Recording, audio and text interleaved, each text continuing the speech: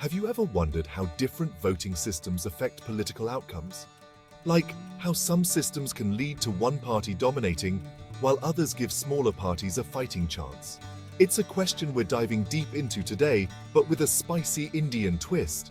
We're taking a trip to the world's largest democracy, India, to understand its unique electoral system, the Mixed Member Proportional Representation, or MMPR for short. Now, India's political landscape is about as diverse as its cuisine, with a mix of national and regional parties all vying for power. So how does India ensure everyone feels represented? Can this system provide stability and fairness in a country with over 1 billion people? Buckle up because we're about to find out. Imagine trying to blend a masala chai. You need the right mix of spices for that perfect balance. India blends two electoral systems. First past the post, FPTP, and proportional representation, PR. FPTP is like winning a race. The candidate with the most votes wins. PR divides seats based on overall votes, giving smaller parties a voice. India uses FPTP for individual representatives and PR for additional seats. It's like having your chai and drinking it too, aiming for stability and fair representation. Let's be real. In a country as diverse as India, every voice deserves to be heard. But traditional systems like FPTP can sometimes lead to a situation where millions of votes are effectively wasted because they didn't contribute to the winning candidate. Imagine supporting a party that gets 20% of the overall votes but ends up with only a handful of seats. Talk about feeling cheated. This is where MMPR tries to level the playing field.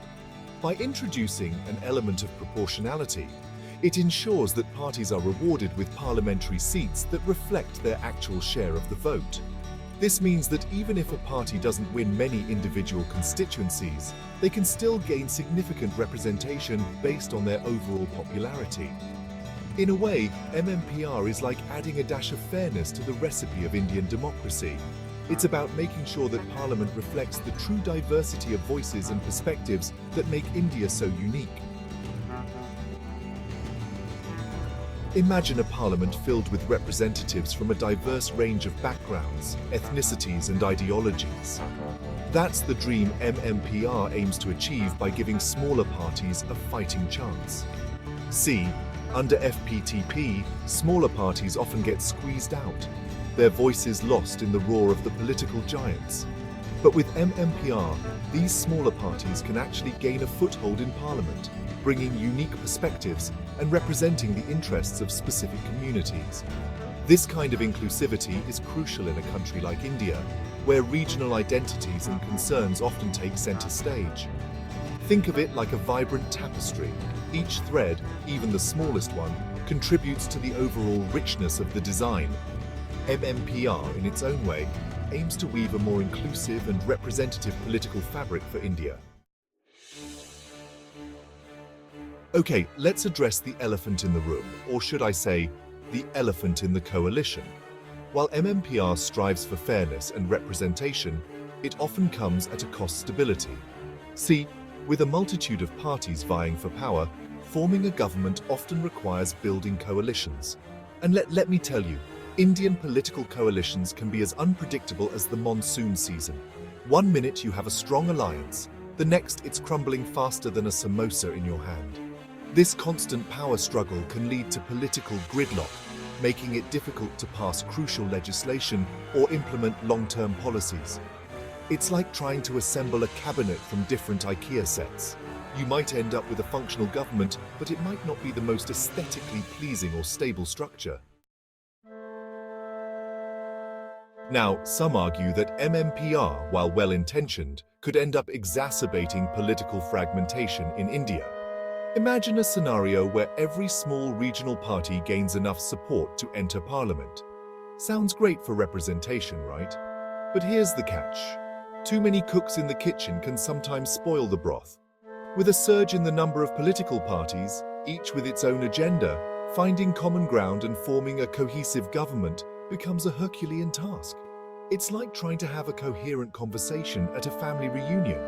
Everyone has an opinion, and things can get chaotic pretty quickly. This potential for fragmentation is a legitimate concern. even if the intention behind MMPR is to create a more inclusive democracy.